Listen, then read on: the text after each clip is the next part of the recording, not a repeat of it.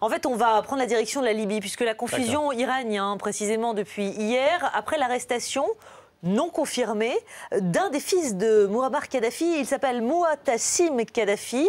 La situation, on le sait, elle est toujours très électrique. Autour de Sirte, on va y revenir, Harold. Mais ce fils de Kadhafi, qui est-il? Est-ce qu'on en sait plus sur cette arrestation? On sait pas mal de choses sur lui. Il a 36 ans, c'est le 4e fils. Il a été bombardé colonel et il est à la tête d'une force militaire pour lui tout spécialement. Et c'est lui qui a été envoyé au front plusieurs fois pour défendre plusieurs villes. Entre parenthèses, c'est un alcoolique et une fois, il a même dirigé les chars contre le palais de son père. Donc il y a comme une ambiguïté. A-t-il essayé de faire un jour un coup d'État ou était-ce l'alcool?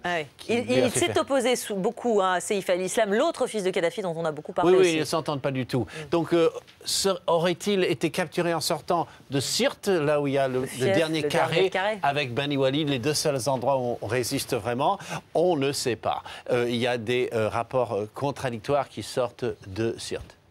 Où se trouve actuellement? Est-ce qu'on peut localiser le reste de la famille Kadhafi? Éparpillée, j'imagine. Oui, et il y en a dont on sait très bien la localisation. Aïcha, l'avocate, elle est en Algérie.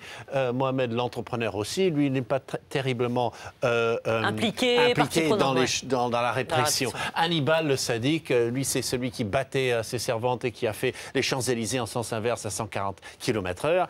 Et au Niger, nous avons Sadi, le footballeur au Niger. Et puis, dernier petit point sur les introuvables. Les introuvables, ce sont donc évidemment Saïf al-Islam, le communicant qu'on a vu partout, un jeune commando et un autre jeune dont on ne sait presque rien.